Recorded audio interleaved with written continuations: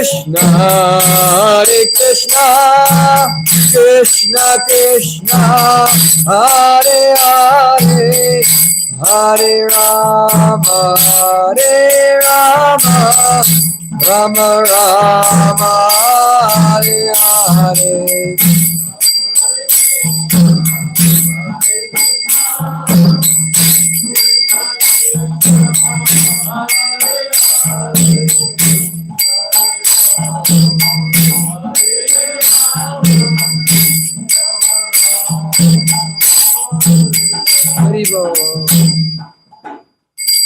Jayom Vishnupad Paramahamsa Parivra Jagacharya Stoter Srimad. His Divine Grace Abhay Charanada Vinda Bhakti Vedanta Swami Srila Prabhupada Ki. ISKCON Founder Acharya Srila Prabhupada Ki. BBT Founder Acharya Srila Prabhupada Ki. Jayom Vishnupad Paramahamsa Parivra Jagacharya Stoter Srimad. His Divine Grace Srila Bhakti Siddhanta Saraswati Goswami Maharaj Prabhupada Ki. Ananta Koti Vaishnava Vrinda Ki, Namacharya Srila Haridas Thakur Ki, Prem Se Kaho Shri Krishna Chaitanya Prabhu Nityananda Shri Advaita Gadadhar Shri Vasari Govinda Ki, Srimad Bhagavatam Ki, Tagore Premanande. All glories to the assembled devotees, all glories to the assembled devotees, all glories, all glories, all glories to the assembled devotees.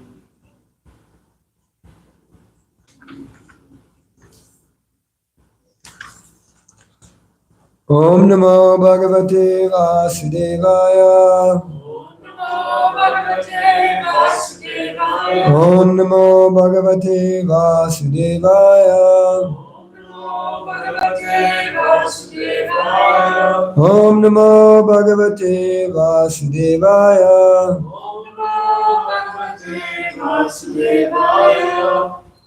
Narayanam Namaskritya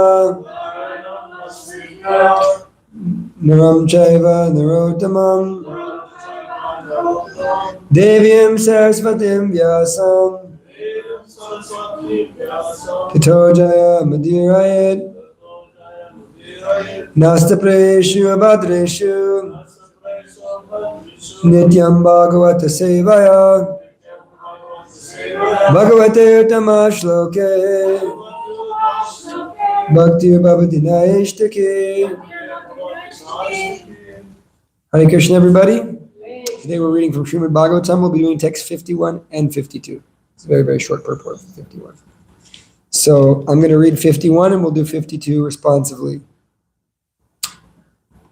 Shyama Shonyari Rochishnu Dukala Swarna Mekalam Samachar Vangri Jangorao Nimna Janu Sudarshanam. The lower part of the Lord's waist is dark and covered with yellow garments and a belt, beckoned with golden embroidery work. His symmetrical lotus feet and the calves, thighs, and joints of his legs are extraordinarily beautiful. Indeed, the Lord's entire body appears to be well built. For a short purport, Lord Shiva is one of the 12 great authorities mentioned in the Srimad Bhagavatam. These authorities are Swayambhu, Narada, Shambhu, Kumara, Kapila, Manu, Prahlad, Janak, Bhishma, Bali, Vyasaki, or Sukadev Goswami, and Yamaraj.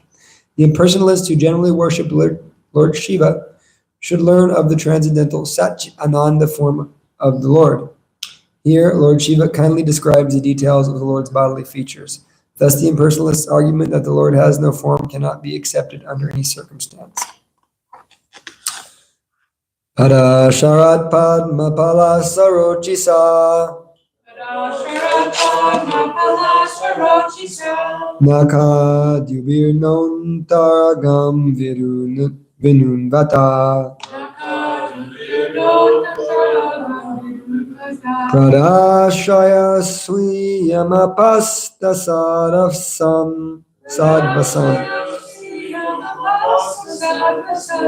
Param Guru Marga Gurustamojusham Pada Sharat Padma Pala Sharochisha Naka Divir Non Taragam vata.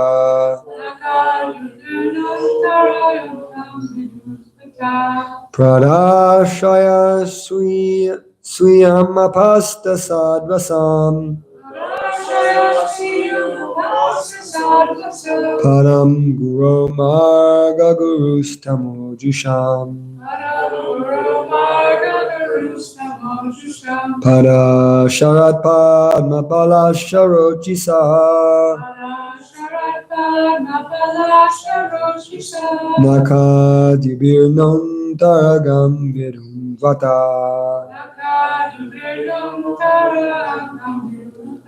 Pradashraya swiyam apasta sadvasam. Param guru marga gurustamo jusham.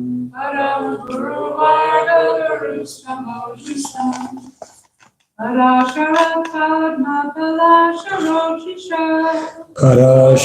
padma palasharochisha. Nakadibir non taragam virum vata. Parashraya swiyam apasta sadvasam. Param guru marga gurustamo jusham. Word for word. Pada, by the lotus feet. Sharat, autumn. Padma, lotus flower. Palasha, petals. Rochisha, very pleasing. Naka, nails. Dubihi, by the effulgence. Naha, our. Anta agam, dirty things. Virunvata, which can cleanse. Pradashraya, just show. Swiyam, your own. Apasta, diminishing. Saravasam, the trouble of the material world. Pada, lotus feet. Guru, O Supreme Spiritual Master. Marga, the path. Guru, spiritual master. Tamajusam, of the person suffering in ignorance. Translation. My dear Lord, your two lotus feet are so beautiful that they appear like two blossoming petals of the lotus flower, which can grow during the autumn season. Indeed, the nails of your lotus feet emanate such a great effulgence that they immediately dissipate all the darkness in the heart of a conditioned soul. My dear Lord, kindly show me that form of yours which always dissipates all kinds of darkness in the heart of a devotee.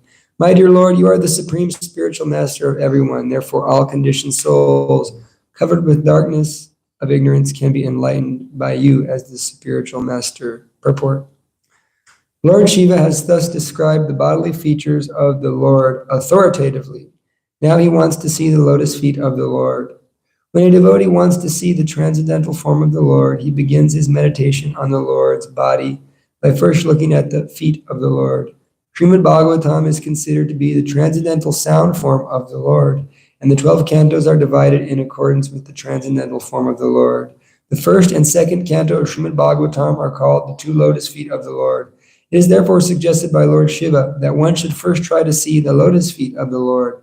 This also means that if one is serious about reading Srimad Bhagavatam, he must begin by seriously studying the first and second cantos. The beauty of the lotus feet of the Lord is compared to the petals of a lotus flower, which can grow in the autumn season.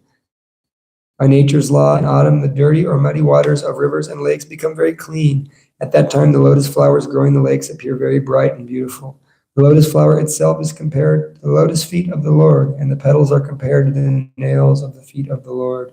The nails of the feet of the Lord are very bright, as Brahma Samhita testifies, Ananda Chinmaya Sarujvala Vigrahasya. Every limb of the transcendental body of the Lord is made of Ananda Chinmaya Sad Ujvala. Thus every limb is eternally bright. As sunshine dissipates the darkness of the material world, The effulgence emanating from the body of the Lord immediately dries up the darkness in the heart of the conditioned soul.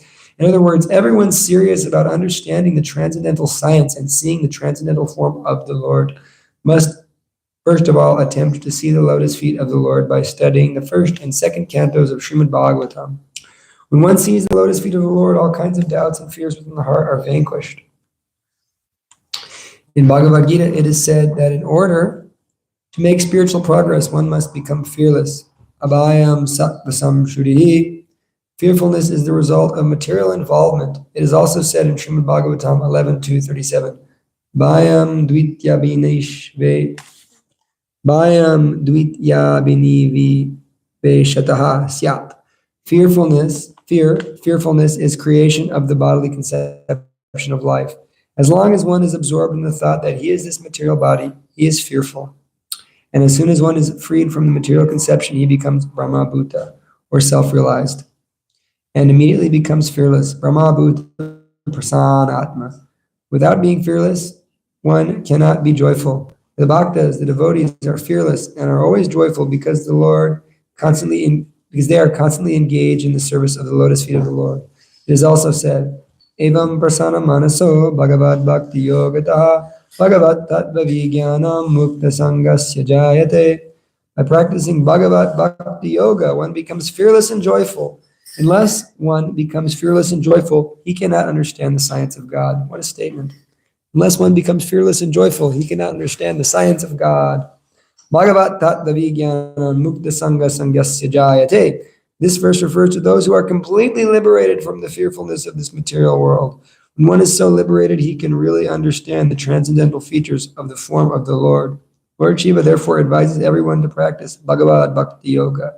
As will be clear in the following verses, by doing so, one can become really liberated and enjoy spiritual bliss. It is also said, Om Jnana Tamarandasya Jnananjana Shalakaya Chakshur Unmilitam Yena Tasmai Sri Gurue Namaha. The Lord is the supreme spiritual master, and the bona fide representative of the Supreme Lord is also a spiritual master. The Lord from within enlightens a devotee by the effulgence of his toenails, of his lotus feet, and his representative, the spiritual master, enlightens from without. Only by thinking of the lotus feet of the Lord and always taking the spiritual master's advice, one can advance in spiritual life and understand Vedic knowledge. Yasya deve para bhaktir yatta devi tatagaro tasyate katitah yarta prakasanta mahatmanaha. Thus the Vedas, Svetasvatara Upanishad 6:23, enjoin that for one who has unflinching faith in the lotus feet of the Lord, as well as the spiritual master, the real import of Vedic knowledge can be revealed. Om Jnana Tamarandasya Jnananjana Shalakaya Chakshur Militam Jena Tasmai Sri Gurue Namaha. Nama Om Vishnu Padaya Krishna Prashtaya Bhutale Srimate Bhaktivedanta Swami Iti Namane Namaste Saraswate Devi Gauravani Prachadane Nirvishesha Shunyavadi Prashtadishtadane.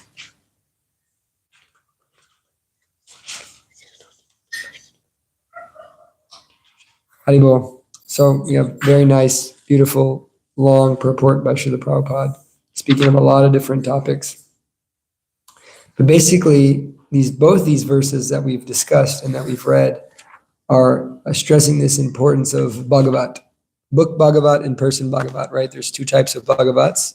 There's the book Bhagavat and the person Bhagavat. And the purport of the first verse we read, Prabhupada describes the Mahajans, the authorities of devotional service. So there's Swayambhu. Swayambhu is Lord Brahma. It's the name of Lord Brahma, Swayambhu.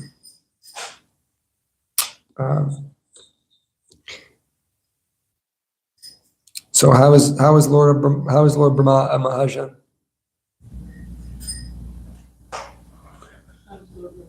Why is Lord Brahma a Mahajan?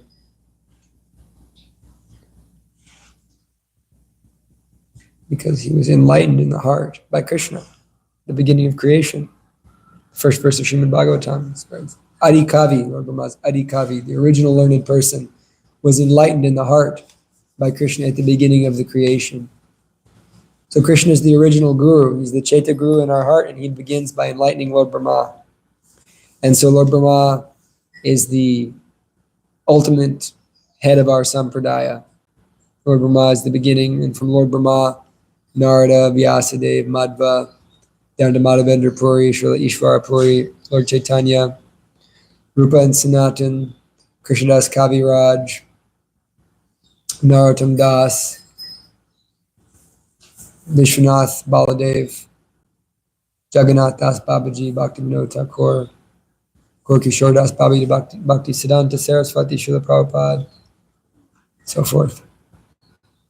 So, in that way, Lord Brahma is the original Mahajan of this particular sampradaya. Narada Muni, who is Narada Muni's guru?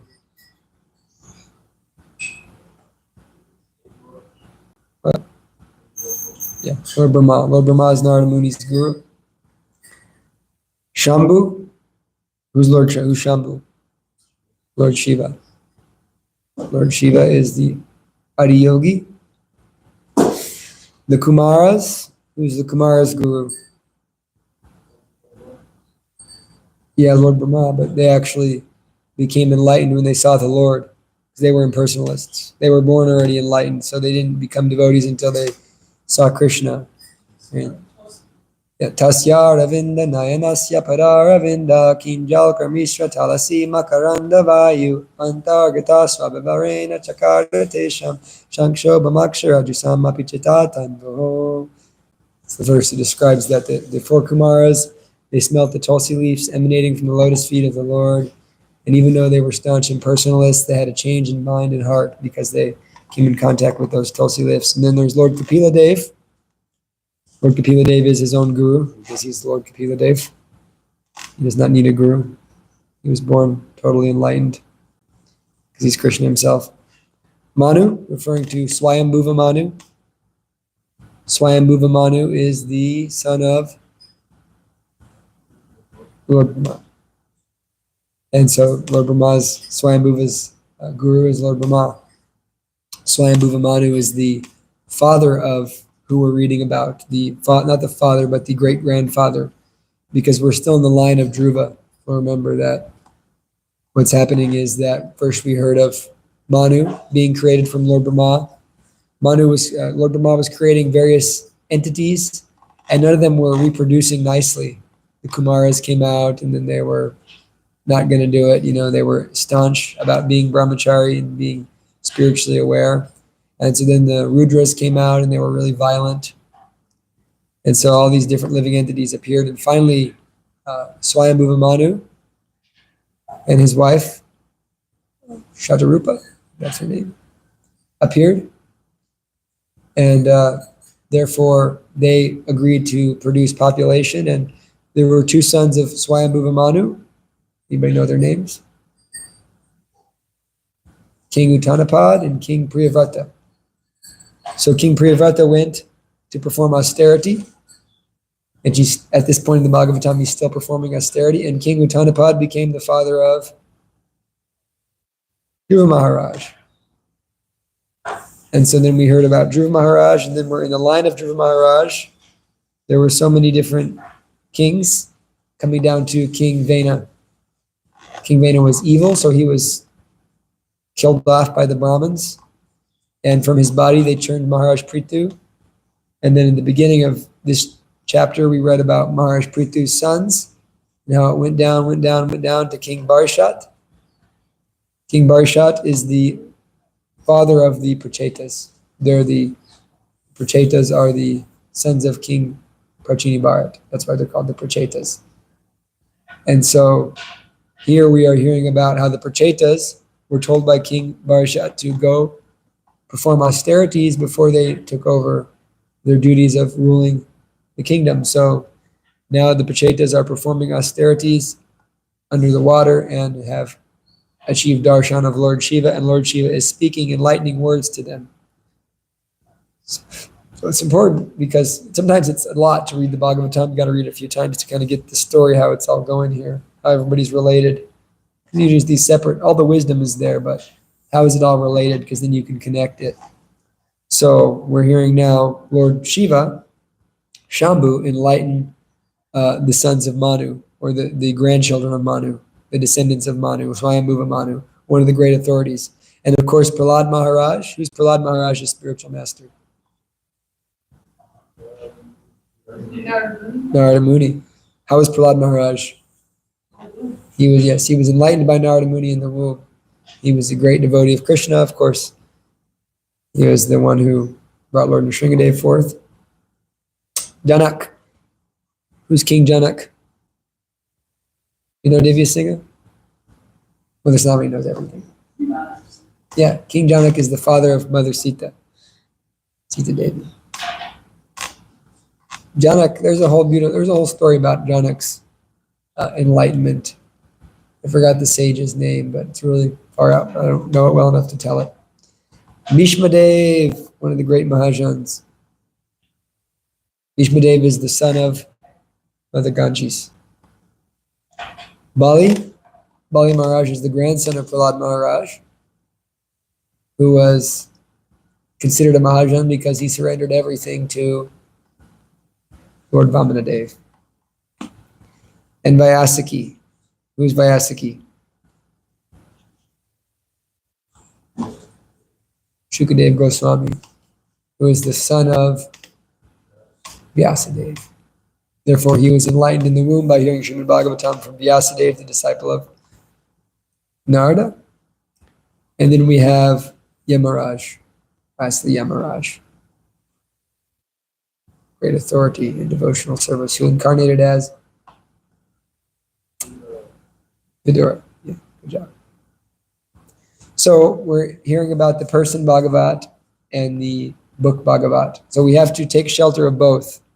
If you want to become serious in your Krishna consciousness, if you really want advancement, what's required is this shelter, this Bhagavat Bhakti. So we need both. We need the book Bhagavat and we need the person Bhagavat. We need to take shelter of them. They are representatives of these Mahajans, specifically Lord Brahma, because he's the head of our Sampradaya. So we take shelter of the representative of Krishna. The representative of Krishna begins with Brahma and then so forth. And so we need to take shelter of them. And therefore, devotional service or real spirituality is done following the footsteps of the Mahajans. All these Mahajans demonstrated the different processes of devotional service, hearing, chanting, remembering, and so forth. And therefore, we can take shelter of them. And the case in point is that the impersonalists have no Mahajans. Who are their Mahajans? Who are their great impersonalists? I mean, there are great impersonalists. There are Mahatmas that are impersonalists. Prabhupada says that in the 5th canto. There's 2 types of Mahatmas. There's the impersonalist and the personalist. But Krishna defines a real Mahatma as Satatam Kirtayantam, always chanting Krishna's name, always chanting about me. So the impersonalists, they take shelter of various people, specifically Shankaracharya, who's an incarnation of Lord Shiva, sent forth to degrade human society in the Kali Yuga by propagating this impersonal philosophy. But they don't really take shelter of any of the great Mahajans because they can't. Because if they really were taking shelter of Lord Shiva, then they would become devotees. Lord Shiva is very clearly, as we continue on in this chapter, specifically in the 60 verses, like verse 60 through 70, Lord Shiva, it clearly, very clearly, and emphatically says that real spiritual life, real spiritual enlightenment is done through devotional service and that alone. Devotional service is the supreme method for spiritual understanding. Therefore, the impersonalists, they don't have this. They always come back down. So Prabhupada describes that. Prabhupada says, thus the impersonalist argument that Lord has no form cannot be accepted under any circumstance, because the Lord Shiva, here he is describing the Lord as a form. So I was thinking about my various kind of endeavors in preaching and how there are certain people I preach to. We've seen different places where we say Hare Krishna, and they say Om Namo Shivaya, like it's an equal thing. But it's not. And I've been really feeling a lot of Lord Shiva's mercy lately, because I always offer all the prasadam from our shalagrams to the Lord Shiva, lingam outside, offering Lord Shiva prasadam, just out of love. And when you read there's certain purports in this chapter later on that describe that Lord Shiva is very, very dear to the Vaishnavas.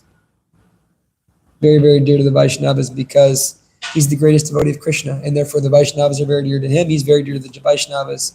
In fact, he guards Vrindavan as the deity known as Gopeshwar Mahadev, which is a Shiva Linga. Gauranga is going into ecstatic mode.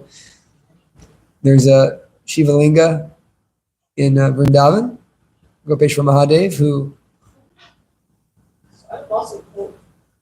turn it off. He goes into, in the daytime, he's a normal Shila, and in the night, they dress him as a gopi. And so you can go see him in the evening time, he's dressed like a gopi. Someone can silence their phone. Oh, naturally. Anyways, yeah. So Lord Shiva is very dear to the devotees, and the devotees are very dear to him. Because Lord Shiva is very, very close to Krishna. He loves Krishna. I think many of you have heard the pastime of Lord Shiva when he came to visit Krishna at 11 days old. You heard that story? Yeah. Yeah, so Lord Shiva was meditating on Mount Kailash, and he had this realization that Krishna was born, and therefore he went to see Krishna, and he knocked on the door of Nandagram, Mother Yashoda's home. Mother Yashoda answered and said, "Oh, Hare Krishna Baba." Lord Shiva had a belt of scorpions on, a snake around his neck. He's covered in ash, big trident, kind of scary.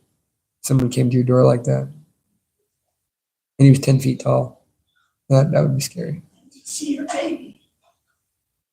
He said, "Let me see your baby. I want to hold your baby." And Mother Yashoda said, "You can do anything, but you're not going to hold my baby." So Krishna began to cry.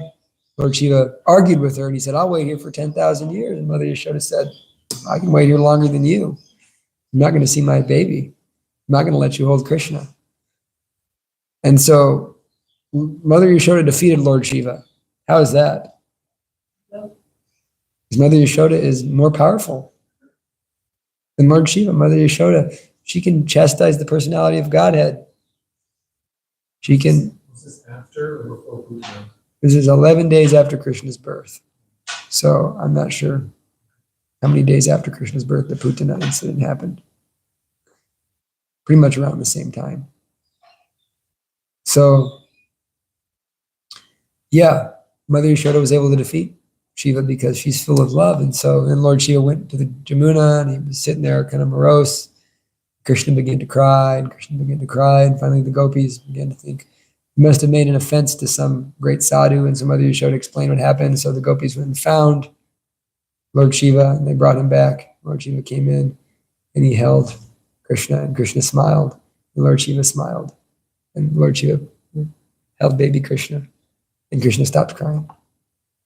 You never heard that story, Taralakshi? Very nice story, isn't it? Is that part of the table we see on the door? Yeah. And so then Lord Shiva was supposed to get some butter from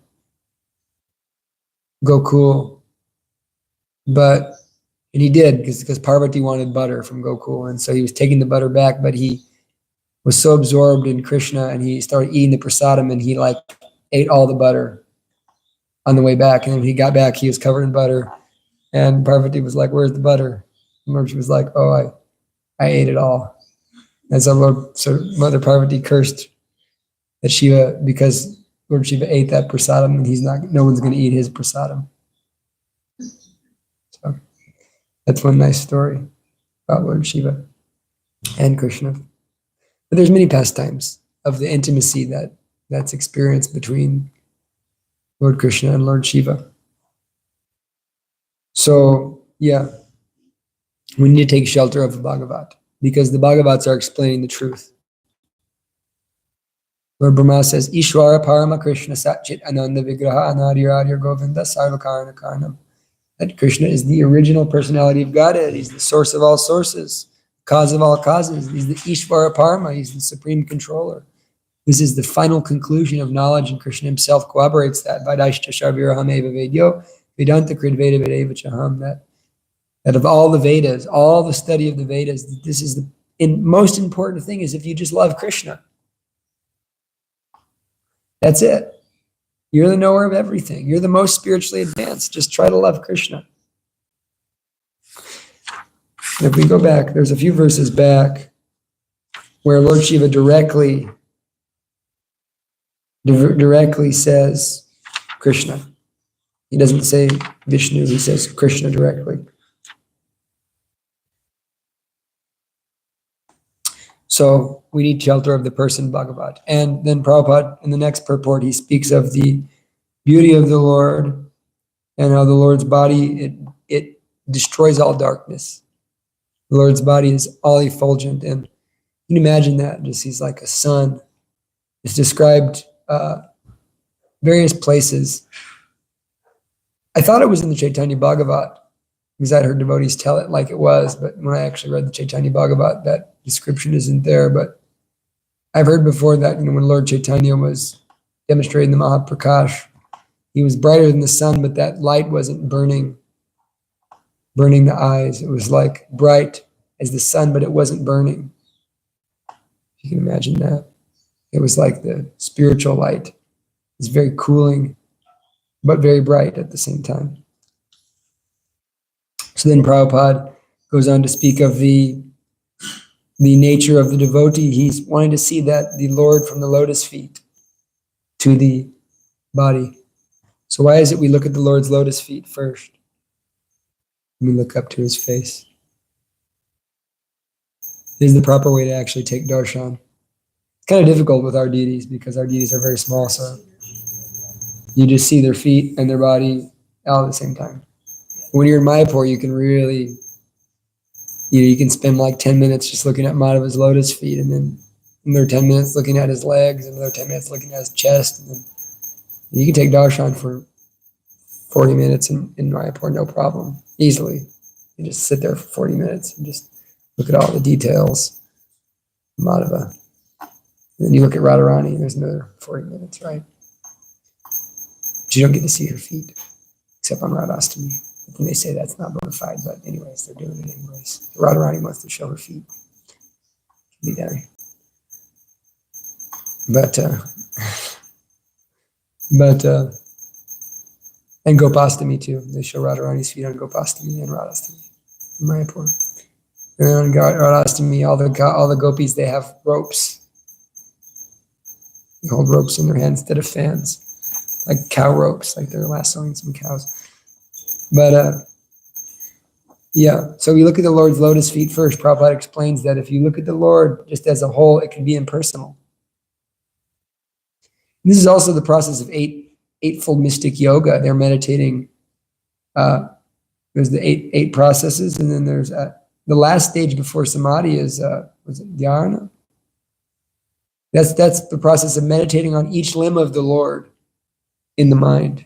First, they meditate on the form of the Lord, then they meditate on each limb of the Lord, and then samadhi's extended meditation on each limb of the Lord.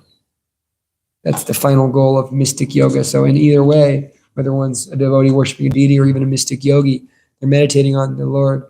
And the third canto, if anybody has read it or remembers, it talks about how you meditate at each spoke. It's like so many spokes. Each spoke of the wheel of the Sudarshan Chakra, you meditate on each spoke. You meditate on the Lord's feet and all the way up. And so this is akin to the Srimad Bhagavatam, that we first must understand the first canto, second canto, third canto, fourth canto, and so forth. There's 10 topics in the Srimad Bhagavatam, and they rise us up. The first one is creation. Sarga, creation. Visarga is secondary creation. Sthanam means the planetary situation. How is this universe created? Poshanam, the Lord's protecting the devotees. Uttayaha, look at the verse. Read in English. Then there is Manvantar, the switching of the manus. Anukata means the Isha Anukata. Manvantare Shanukata. Isha Anukata means the science of God. Isha Anukata. Isha means God. Anu means like to go in, to be deeper, to more like atomic, very in depth. Anukata. Nirado Muktirashrayaha, going back to Godhead, liberation, and the supreme shelter of everything, Krishna. Ashrayaha means the summum bonum. So these are the 10 topics of the Srimad Bhagavatam, starting at the second canto. So we first read how the Bhagavatam begins. This is the lotus feet of the Lord, the first canto, and the second canto, and then third canto. And in that way, you elevate yourself to understanding Krishna's pastimes, because they're not very easily understood otherwise. If you took someone from the very beginning, they don't, they just get a Srimad Bhagavatam and then they start reading that God is a blue cowherd boy who passed a stool on the gopis' floor, then there might be some confusion. It's like that one Christian guy who harasses us everywhere we go. He's like foaming at the mouth. Krishna's not God. Krishna steals butter. He can't understand that Krishna steals butter. So, saying God can't steal butter if he wants to? There's no butter. God can do whatever he wants. Anyways, he's chanting Krishna's pastime, so he's getting benefit. I do actually think, I haven't seen him. I think he might have left his body. Seriously, he's out there. His wife is out there. They're always out there. I never see him. I think he was just like, so he criticized Krishna so many times. Krishna just decided to move him to a new body. It's very offensive, extraordinarily. He knows so much about Krishna, which is amazing. He even said, once he's like, Jesus rode from the dead, and Krishna died from an arrow in his foot. Bala was like so mad. Bala was punched that. Yeah. This year we really stuck it to him last year with the Rath Yatra, because we totally drowned him out. They just Lord Jagannath just minimized them. Well, so many people kept coming up to us, not last year, but the year, saying how glad they were that we were here. Yeah, they really help us at the campus. I mean, there's no doubt about it. When they come out, people just come and get books like crazy, because they just want to hurt them, because they're so annoying that they're like, we're going to go get books from the Hindus just to show them that we don't like them. Yeah, it's far out. Anyhow, so we begin by reading the first canto, and the first canto is so much nectar. How many of you have read the first canto of Srimad Bhagavatam? Yeah, it's all nectar, super nectarian. It's considered, Prabhupada said, I put extra mercy in the first, I put everything you need in the first canto, Prabhupada said. Those purports are artistic. They're artistic. You have so many nice chapters, the first canto. The second chapter of the first canto it's so amazing. What is it? Devotion, divine service? What's it called? Something in divine service. So amazing. So many nice verses, important verses, like Savai Pum Sampara Dharmo Yata Bhakti Radhoksuje. Haitu Kya Pratiyataya Atma Suprasidati. If you want Atma Suprasidati, the supreme dharma for all humankind is devotional service. That famous verse. So many famous verses like Nasta Prayeshu Abhadreshu Nityam Bhagavat Sevaya Bhagavate Utamashloke Bhakti Bhavati Naishtaki. By rendering transcendental loving service to the Bhagavat, both book and person, Prabhupada translates this to by regular attendance on classes in the Srimad Bhagavatam, and by rendering service to the pure devotee. All that is troublesome in the heart is practically eradicated, and loving service to the personality of Godhead, who is praised with transcendental songs, is established in the heart as an irrevocable fact. So many nice verses. Dharma svanushtita pumsam vishvakshena katashiyaha notpadiyad yatiratim shrama eva kevalam. That all your dharma svanushtita pumsam, all these human dharmas, if they don't lead to rati, to attraction to this vishvakshena kata, then shrama eva kevalam, they're useless. So whatever you do, you should develop attraction to Krishna. If you're not developing attraction to Krishna, then your dharma is useless. And then you have the beautiful instructions of Narada Muni to Vyasadeva. Beautiful instructions in the fifth canto. And then you have the prayers of Queen Kunti. What can be more? Prabhupada loved to speak on the prayers of Queen Kunti. Prabhupada spoke and spoke and spoke on the prayers of Queen Kunti. He wrote a book, The Teachings of Queen Kunti. In the passing away of Bhishma Dev, and then you have the beautiful story of Maharaj Parikshit and how he stopped Kali Yuga or stymied Kali Yuga at the beginning of Kali Yuga, the cow. Then you hear about the birth of Shukadev Goswami and the beginning of this Srimad Bhagavatam being spoken by Shukadev Goswami. These questions and answers. And so we have to take shelter of the Bhagavatam properly. We raise ourselves up to this ashraya, to this summon bonum, which is Krishna. And so it's described that the legs of Krishna, the feet of Krishna are the Bhagavatam, the first and second cantos. And the 10th canto is Krishna's face. And the rasa dance is Krishna's beautiful smile. So you see the face of God. You can understand that by reading Bhagavatam. You can see the face of the Lord. Hearing this 10th canto, these beautiful pastimes of Krishna. And so Prabhupada makes some nice other statements in this purport. He says, this is important, that if we want to make spiritual progress, one has to become Abhayam. What's Srila Prabhupada's name? Abhay. Abhay Charanadavinda. What's that mean? Yeah, he who is fearless at the lotus feet of Krishna. That's why Srila Prabhupada is such a beautiful name for Prabhupada. Abhay Charanadavinda. Prabhupada was so fearless. No one was more fearless than Prabhupada. I can't think of anybody who was more fearless in his preaching, who just completely did not hold back anything at any time, any place. Didn't matter who you were, Prabhupada would always, he had so much faith in Krishna. One of my favorite stories in that regard is how Prabhupada was going to France, and what happened was the Indian ambassador for France was landing in France, and somehow there was a mistake in the French government, and they didn't offer a reception for the Indian ambassador, but they saw that the devotees were at the airport waiting for Prabhupada. So they said, that this French government lady, she came and she told the devotees, hey, we have, you have garlands and all this stuff. Is there a way you can do some kirtan and welcome our ambassador for India? Yeah, they did. So they said, on the condition that you welcome His Divine Grace, A.C. Bhaktivedanta Swami Prabhupada. They said, oh yeah, for sure. So the mayor was going to, give an address welcoming Prabhupada.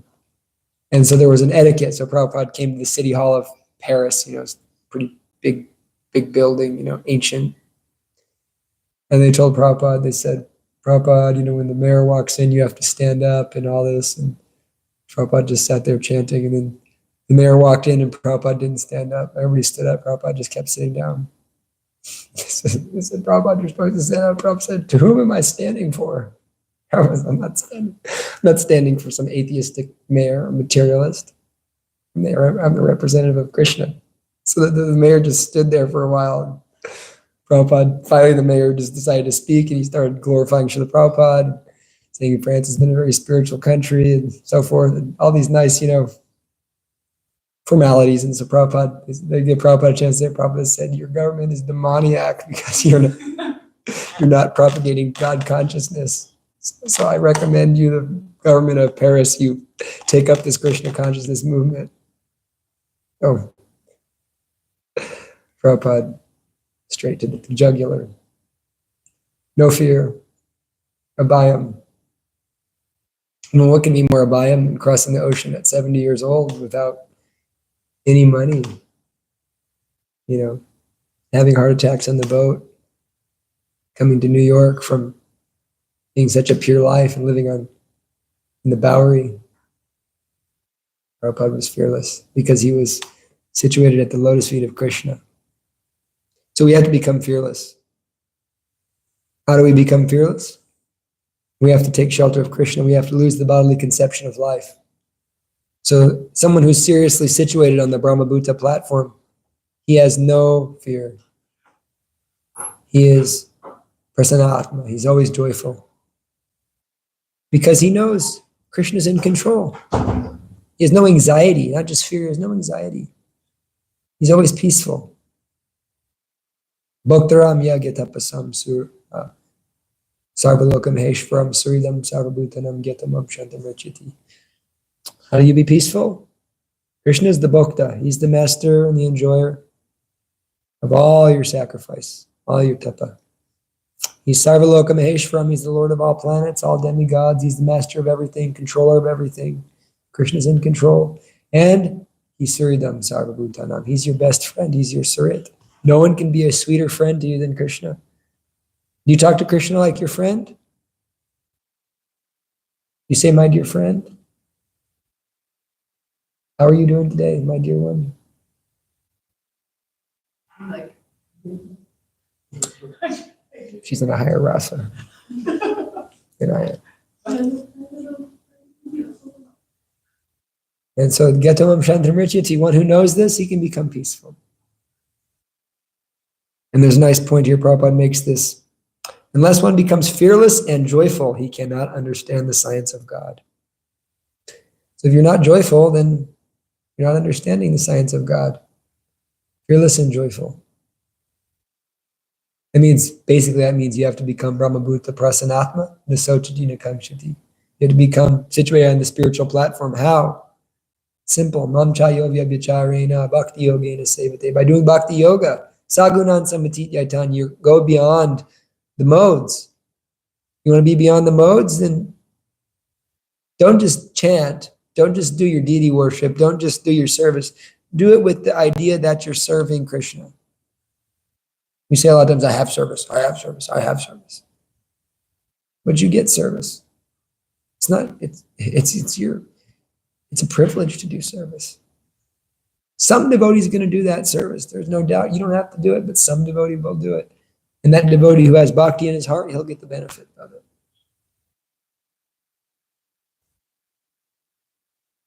And so, Brahmabhuya Kalpate, such a person is Brahmabhuta. He's above the modes of material nature, just like that, by doing this bhakti yoga. And so, last verse Prabhupada quotes his famous verse, Yasya Deve Pra Bhaktir Yata Deve Tatagaro Tasyate Katita Hirta Prakasanta Mahatmana. That by this unflinching faith in the spiritual master and in the Supreme Lord, everything is revealed. So we have to have Guru Nishta. Srila Prabhupada and our spiritual master, we have to have unflinching faith in them, in that mission. The degree we have that truth, that guidance, that compass of truth in our spiritual master, and we speak and serve in that way, all the progress, everything will be revealed.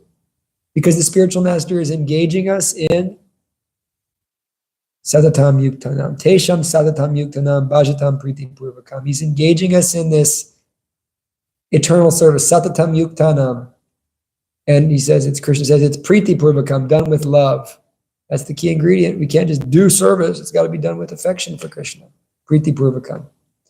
When I do my deity worship with this idea that I'm trying to serve, it's so blissful. When I do deity worship with this idea that it's my service and I got to get it done, it's not blissful. Yeah. Any questions? Quick questions or comments? Alita? you may know what question you asked. But in the purport for 51, and also in the purport for 50, and then also in a purport maybe one or two chapters back, Prabhupada says something to the effect of the impersonalists always worshiping Shiva. Mm-hmm. And I'm very confused by that because there's, so many impersonalists that are like, the universe. Yeah, well, the real and then there's also worshipers of Lord Shiva that believe Shiva is supreme. So I don't know if you could explain a little more about that. Some Shiva worshippers believe Shiva is like God. Mm-hmm. Some Shiva worshippers, like the impersonalists, they believe that Shiva is one of the many forms of God that they can worship to become liberated. Generally, they worship five. They worship Shiva, Lakshmi, Ganesh, Surya, and Durga. Many people think Shiva is an impersonalist, but they're all wrong because they don't have any real. This is the point. I was going to make this point earlier, but somehow I got caught about the story. But Lord Shiva, he's not the object of bhakti. He always remains, like we say Hare Krishna, we're talking about Radha Krishna, we're talking about very intense love on the spiritual platform. But Lord Shiva, you don't see that he is wrestling with his devotees, stealing the clothes of his devotees. He's granting various benedictions to his devotees. He's protecting his devotees at times, doing things like that. But he always remains in the superior position. There's always awe and reverence there. But it's not the same relationship one can have with Krishna. So, Lord Krishna, that's the supreme, beyond everything. All right, Gauranga Srimad Bhagavatam ki.